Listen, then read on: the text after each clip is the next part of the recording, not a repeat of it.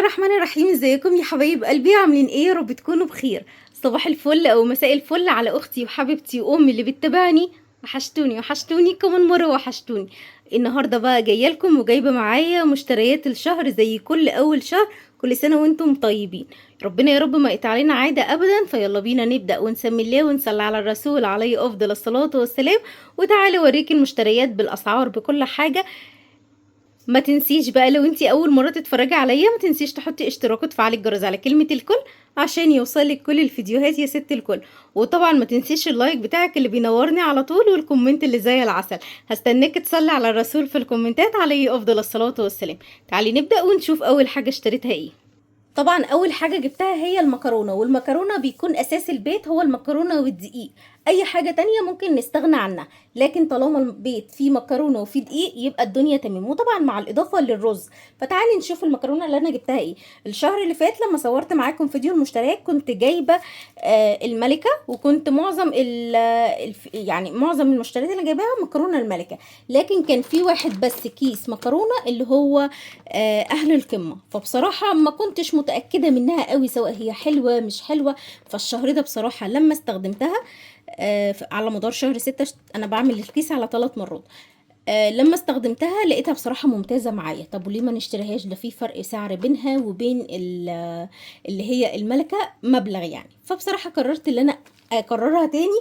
بس بما اني بقى هكررها فانا اكررها بجميع الانواع. طيب جبتي ايه هبة وسعرها كام اهل القمة دي وبتتباع فين؟ انا جايبه المشتريات بتاعتي من محل سيبيكو دوت في المقطم. سوبر ماركت تمام كده. هتلاقوه في كذا فرع ليه في كذا مكان يعني. المهم اهل القمه دي يعتبر كيس المكرونه عامل 25 جنيه كيلو صافي. بصراحه انا لما جربتها عجبتني. ليه بقى عجبتني؟ كنت جايبه منها الاقلام ديت. المكرونايه ما بتنفش قوي. عارفين المكرونه اللي هي بتنفش قوي؟ لا ديت لا. كمان بعد ما استوت ما لزقتش ببعضيها. لا المكرونايه ثابته كده وواخده راحتها والدنيا تمام. طيب ليه ما اشتريتيش مكرونه سايبه؟ الجو بيبقى حر قوي الايام ديت وانتوا عارفين بقى الصيف والكلام دوت. فانا بخاف من المكرونه السايبه، فعشان كده انا بشتري مكرونه اكياس. ممكن نقول في الشتاء في الصيف اسفه، وممكن في الشتاء برضو اشتري اكياس. بس لو حسيت ان الدنيا تمام كده وعايزه اشتري سايبه وعجباني بشتريها. بس مستحب ان انت تشتري اكياس في الصيف عشان خاطر لو قعدت ما يحصلهاش اي حاجه. مكتوب على الكيس 35 جنيه لكن هو لا، ب 24 جنيه و90 قرش. اشتريت بقى ايه؟ اشتريت اهل القمه اللي هي الاقلام دي، بنقول عليها اقلام لكن هي في النهايه مكرونه فرن. واشتريت كمان الصغيره بقى عجبتني قوي زي ما انتوا شايفينها كده. بسم الله ما شاء الله. تنفع بقى نعمل منها مبكبكه، مكرونه محمره عاديه، ممكن نعملها مع الكشري زي ما تحبي برضو بنفس السعر. اشتريت الاقلام واحد بس. لان عندي من الشهر اللي فات واحد، مش من الشهر اللي فات اول، لسه كنت من يومين 3 في كازيون فجبت كيس بس. ستار مش اهل القمه لان كازيون ما بيبيعهاش. فجبت بقى الواحد بس على اللي عندي، وجبت كمان واحد اللي هو المرمرية ديت 2 مرمرية. وجبت كمان منها اللي هي الخواتم او المقصوصة بمعنى اصح، احنا بنقول عليها مقصوصة. قولوا لي عندكم بتقولوا عليها ايه؟ برضو بنفس السعر جبت 2 مقصوصة. وجبت كمان منها لسان عصفور، بس لسان عصفور مش عارفه بقى هل هو حلو ولا وحش، مش عارفه. انا بحب الحبايه اللي هي تبقى صغيره دي، لان الكبيره بتاعه الطواجن لما بتعملي طاجن لسان عصفور هي الكبيره دي بتاعه الطواجن، اما الصغيره بتبقى للشرب. فجبت برضو كيلو بنفس سعر المكرونه. بس للاسف ما لقيتش بقى عندي شعريه، يعني ما لقيتش منها شعريه. فجبت شعريه الملكه. الشعرية عاملة 31 جنيه تمام كده تمام. دي طبعا نوع الملكة انتوا عارفينها، واي نوع مكرونة موجودة هناك الملكة برضو ب31 جنيه. فانا بقى عشان ما لقيتش اهل القمة فجبت بدلها الشعرية. ندخل بقى على البند التاني، والبند التاني هو الدقيق. بلاقي ناس كتير قوي لما بعمل معاكم فيديوهات اللي هي بتاعت المخبوزات، يا هبه بتستعملي دقيق نوع ايه، دي اللي انت مستخدماه نوع ايه، المخبوزات طالعه حلوه والكلام دوت. انا بستعمل يا جماعه دقيق الزعيم. دقيق الزعيم دوت حلو قوي بصراحه، وسعره حلو ب 18 جنيه، وسعره مهاوي كده، والكيلو دي بيعمل معانا حاجات كتير قوي. يعني الكيلو دي ده دي زقطتي كده البيت كله بالحاجات اللي انت هتعمليها بيه. لو مش بتعرفي تعملي مخبوزات ادخلي على القناه، هتلاقي فيديوهات حلوه قوي هتعجبك ان شاء الله باذن الله. طيب انا مش موجود عندي الزعيم.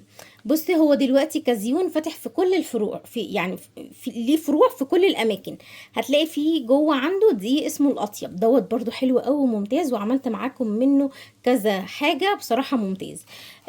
بس علشان خاطر انا دوت اللي بلاقيه قدامي فبجيبه. طيب انا ولا لاقيه ده ولا لاقيه ده، هاتي اي دقيق مكتوب عليه لجميع الأغراض أو متعدد الاستخدامات، سواء ده أو ده، فهيديكي نفس النتيجة. ما تجيبيش الدقيق اللي مش مكتوب عليه أي حاجة وسادة كده، لأ. هاتي دقيق يكون لجميع الأغراض أو متعدد الاستخدامات. ده هتعملي منه فطير شغال، كيكة تمام، قرص الله الله. هتعملي منه شوية مخبوزات مثلا زي القراقيش بتاعة العيد، الفايش، الحاجات اللي انتوا عارفينها دي، بصي خطير. وسعر الكيلو 18 جنيه. تمام كده. فانا بصراحه بجيبه وبخليه عندي، بعمل بيه حاجات حلوه قوي، وهتلاقوا الفتره اللي جايه نازله لكم فيديوهات حلوه قوي ليها علاقه بالدقيق. بعد كده جبت السكر. السكر غالي المره دي، مش عارفه ليه. كان في عرض ب 32، بس انا ما لحقتش العرض، فدوت سعره 34 جنيه. ده سعر السكر. جبت الكيسين دول وانا عندي من الشهر اللي فات، فاستكفيت بدول. جبت كمان الملح ده، والملح ده انا جربته الشهر اللي فات بصراحة كان حلو معايا وشغال عادي يعني. زيه زي ملح الخير كده. ما لقيتش ملح الخير الشهر ده، فقررت تاني نفس الملح. الكيس دوت 500 جرام. ده عامل 2 جنيه 75 قرش. الكيس حجمه كبير بسم الله ما شاء الله زي ما انتم شايفين كده، فجبت منه 3 اكياس. بما ان بقى في الصيف والجو حر والعيال عايزين حاجه حلوه كتير، وعايزين بقى يعني حاجه كده ترطب على قلبهم، فقررت ان انا اجيب لهم شويه جيلي نعملهم مع بعض. طبعا الجيلي مش بيتعمل جيلي بس، لا، الجيلي دلوقتي بيدخل في وصفات كتير قوي، وبتطلعي منه حلو صيفي رهيب. يعني الناس اللي لسه بتعمل جيلي بس، انا معاكم، يعني انا برضو بعمل جيلي بس وطعمه بيبقى حلو، بس لما بتدخليه في الوصفات بيبقى طعمه خطير قوي. جربي وادعي لي، هتلاقي فيديوهات على القناه، فيديوهات ليها علاقه بالصيف والتحليه الصيفيه والكلام دوت، هتلاقيها ليها علاقه بالجيلي خطير. جبت العلبه اللي هي جيلي 3 في 1 بالفراوله. ما لقيتش غير ال3 في 1 هي اللي فراوله بس، والباقي جيلي عادي. ده جيلي اناناس وده جيلي مانجا. تمام كده. ده الواحد عامل 12 جنيه، والعبوه دي على بعضيها تقريبا عامله 37 جنيه او 39 حاجه زي كده. تمام تمام. طيب نيجي هنا، جبت كمان كريم كراميل. كريم كراميل برضو بيدخل في وصفات كتير قوي، مش شرط تعملي كريم كراميل وبس كده، لا، خليه في وصفات هيديكي تست عالي قوي. كريم كراميل دوت العبوه فيها 2 مع بعض مش 3. الجيلي 3. بصي الجيلي 3 لكن دول 2 بس. دي عامله 40 جنيه، لا 35 جنيه. جبت كمان صلصه. الصلصه انا بحب العلبه الكبيره اللي هي وزنها 800 جرام تقريبا. بصراحه بتقعد معايا اكتر من 15 يوم، بنساها يعني، عارفين اللي هي ايه. ممكن تقعد معايا اكتر من 15 يوم، يعني ممكن علبه واحده تقعد معايا الشهر كله، بس للاسف المره دي ما لقيتهاش، فجبت من نفس النوع برضو بس اللي هي العبوه الازاز. دي عامله 44 جنيه الاتنين مع بعض. جبت كمان زيت. الزيت اللي انا جبته ده زيت سهر. الزيت دوت حلو قوي للقليه بقى والتحمير بقى، بانيه، بطاطس، اي حاجه من الحاجات اللي احنا بنحمرها. فجبت منه 4 ازايز عشان يكونوا موجودين عندي. الازازه عامله 37 جنيه. الوزن بتاعها تقريبا 700. تقريبا 700. هو مش مكتوب عليها الوزن، بس اكيد 700 يا جماعه. قولوا لي مكتوبه فين، عينيا ساحت كده. مش عارفه، بس هي وزنها بيبقى 700 مللي. تمام كده، يعني كيلو الا ربع. فجبت منها 4 ازايز، الواحده عامله 37 جنيه. بمناسبه الزيت برضو جبت زيت سلايت.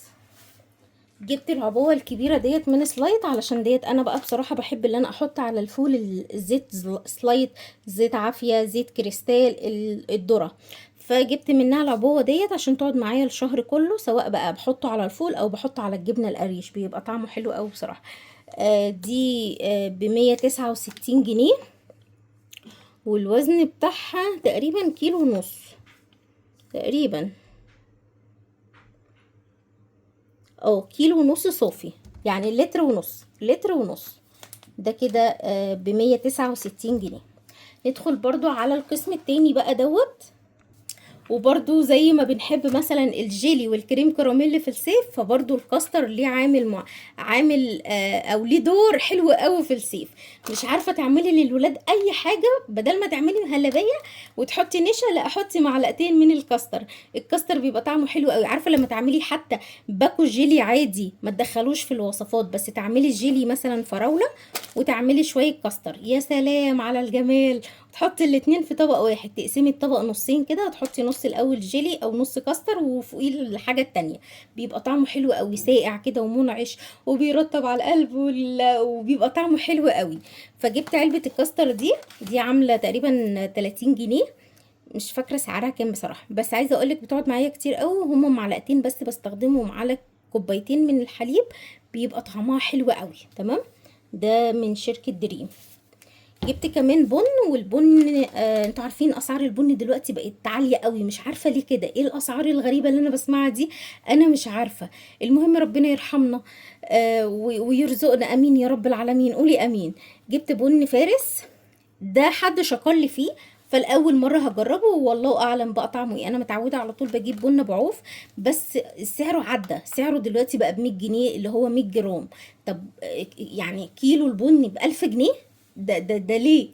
فالمهم جبت اللي هو التمن ده. طبعا التمن بيبقى 125 جرام اهو، التمن 125 جرام ب60 جنيه. فانا مش عارفه بقى هل هيبقى طعمه زي بعوف ولا لا، انا بحب البن الساده، ساده فاتح. جبت كمان شاي، ما كانش متوفر هناك شاي اللي هو العبوه الكبيره ال100 جرام او الربع كيلو، بس كان متوفر اللي هو 40 جرام، فجبت منه 3 بواكي.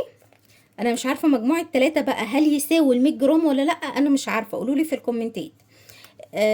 الواحد ب8 جنيه، 8 جنيه وربع. بصي باكل الشاي قد علبة الكبريت، والله قد علبة الكبريت اللي كنا بنجيبها زمان. يلا الحمد لله. فجبت 3 علشان خاطر يكون متوفر عندي. جبت كمان كيس لبن نيدو، علشان خاطر بعمله برضو بدخله في المخبوزات كده. طبعا لبن نيدو بقى غالي قوي انا عارفه، فلو احنا هنعمل مخبوزات وانتي مش حابه تحطي لبن نيدو في قلب المخبوزات بتاعتك، خلاص تقدري تستبعديه من الوصفه. فدوت سعره 10 جنيه. الكيس ده بيبقى فيه حوالي 3 معالق، بس 3 معالق مش كبار قوي. جبت كمان كيسين خميره، والكيسين دول مع بعض من شركه دريم عاملين 9 جنيه. جبت كمان بيكنج باودر تاج الملوك، تاج الملوك عامل 4 جنيه، فجبت الاتنين دول ب8 جنيه عشان الكيكة والمخبوزات وكده. جبت نعناع، ونعناع دوت عامل 16 جنيه رويال. الرز بقى، نيجي بقى للرز، واهم حاجة في الموضوع كله الرز. الرز بقى بصراحة انا ما لقيتش النوع اللي انا جبته الشهر اللي فات، لو انتوا فاكرينه، بصراحة ما كانش حلو قوي، ما عجبنيش. يعني مش حكاية ما عجبنيش، الحباية طلعت رفيعة قوي. فانا بشتري رز عاصم، بيطلع ممتاز بصراحة، حلو يعني فعلا، من الرز اللي فعلا ترفعي له القبعه كده وتقولي فعلا انا هعمل رز وانا مغمضه عينيا، يطلع حله رز كده ابيض او بشعريه، من غير ما تظبطي المعيار بتاع الميه، بيطلع شويه رز زي العسل. بس هو مشكلته اللي هو بيبقى غالي شويه، بيبقى معدي 37 جنيه كيلو الرز. تمام. والاطيب نفس القصه برضو، حبايه رز حلوه بس اديها 8 من 10، لكن عاصم 10 من 10. فاللي انا جبته المره اللي فاتت اديته 3 من 10. ما عجبنيش خالص. لو انتم متابعين الفيديوهات هتلاقوا الفيديو بتاع الرز، الفيديو المشتريات، في نوع رز غريب كده، انا جبته الشهر اللي فات حتى مش فاكره سعره كام. المره دي بقى وانا بجيب لقيت الرز دوت، بصي هو مفهوش نسبه كسر كتير، يمكن واضح شويه معاكي، الحبايه عريضه شويه، وده مكتوب عليه اهل القمه. معرفش بقى هل هما الاتنين دول مكرونه والرز شركه واحده ولا لا، يعني انا مش عارفه، انا ما اكتشفتش اهل القمه دي غير لما جيت هنا. انا طبعا اول حاجه ببص عليها مش الماركه، تمام؟ الماركه بيبقوا معروفين، رز عاصم انت عارفه شكل الكيس، رز الساعه عارفه شكل الكيس، فانا ما يهمنيش بقى الماركه او الحاجه ديت، يعني يهمني الحبايه بتاعه الرز اللي جوه الكيس اخبارها ايه. الرز ده عامل 25 جنيه الكيلو، فجبت 4 كيلو. بصي تاني الحبايه عامله ازاي، شايفاها كويسه، الله اعلم بقى لما اعملها تبقى عامله ازاي. الشهر اللي فات برضو كنت شايفاها كويسه. جبت ازازه خل، بس ازازه الخل بقى انا فتحتها من يومين، يعني فتحتها من يومين بصراحه. دي عامله 12 جنيه او 10، لا 12 ل 10 مش فاكره قوي. جبت ايه تاني يا بنتي يا هبه؟ جبت علبه جبنه، علبة جبنة اللي هي مزارع دينا دي. بصراحة حلوة قوي، خالية من الزيوت النباتية، ودي اهم حاجة. دي عاملة 95 جنيه. دي اللي هي العادية الطرية طرية، يعني ولا اسطنبولي ولا براميلي ولا حتى اسطنبولي وبراميلي وتلاجة.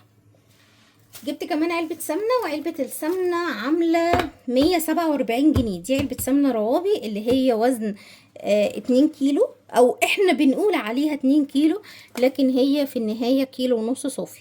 دي عاملة 147 جنيه، ارخص من الشهر اللي فات. جبت كمان علبة طحينة، علبة طحينة البوادي. بصراحة حلوة قوي بتريحني.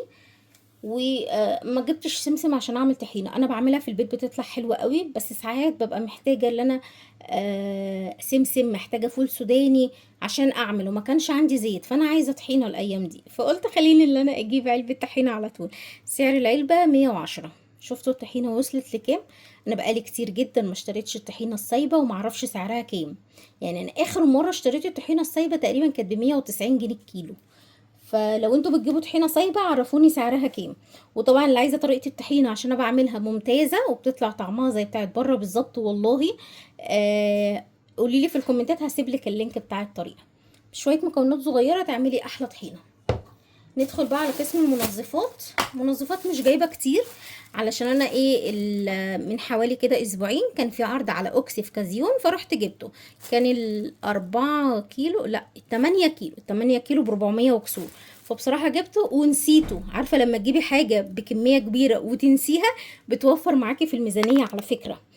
نفس القصة برضو جبت اوكسي، عبوة كبيرة للغسيل اليدوي. بغسل بيه بقى الطرح، بغسل بيه الشرابات، بغسل بيه الهدوم الخروج. برضو العبوة الكبيرة بتريح وبتخليكي كده اللي انت مطمئنة عندك كل حاجة. جبت شاور جل الاستحمام، انا جربته على فكرة ايفا ديت كذا مرة، بس كانت ب40. دلوقتي لما جبتها ب71 جنيه. معرفش هي غليت ليه كده، مش عارفة. والريحة دي اول مرة اجربها، انا مش عارفة، حاساها اللي هي يعني مش عارفة اميز الريحة، ريحة فل او ورد. بصي لما بتضغطي عليها كده وانت فاتحاها بتطلع الهواء ده لما بيطلع بيبقى الريحة بتاعتها. مش عارفة اميز الريحة، بس هي ريحتها جميلة بصراحة. فهجرب بقى الريحة ديت واقول لكم برضو ايه عليها. جبت اكياس تلاجة عشان طبعا التفريزات والحاجات ديت. ربع اكياس التلاجة عامل 21 جنيه، جايباه من الحلمية تحت مش من هنا. جبت كمان علبة كريم ايفا. طبعا انتوا عارفين كريم ايفا ده بتاع الشعر خطير يا جماعة. دي العلبة عاملة 39.5. جبت استريتش راب 35 جنيه. جبت ورق زبدة علشان خاطر الفرن والكلام دوت. الورق الزبدة عامل 13 جنيه. الكمية بتاعته مش كبيرة، بس اهو يبقى موجود في البيت. تمام. جبت بقى ايه؟ جبت مزيل للدهون. عندي كده فوق المطبخ من فوق في شوية دهون مضايقني ومش عارفة ان انا اطلعهم، فقلت خليني ان انا اجيب لهم حاجة تزيل الدهون. فجبت بقى النوع دوت، والنوع ده انا كنت مجرباه قبل كده، هو مش قوي قوي بس كويس يعني، وسعره مناسب. سعره ب39 جنيه اللي هو وي ده. بصراحة كويس. ولو الدهون مش صعبة قوي زي ما تبقي سايبة الشقة مثلا بقالك شهور او سنة كاملة، لا يعني انا مش سايباها للدرجة دي، لا هو فيه شوية دهون بس كده مطرح الآلية والكلام دوت، فمحتاجة ان انا اطلعهم فوق المطبخ، انتوا فاهميني طبعا قصدي.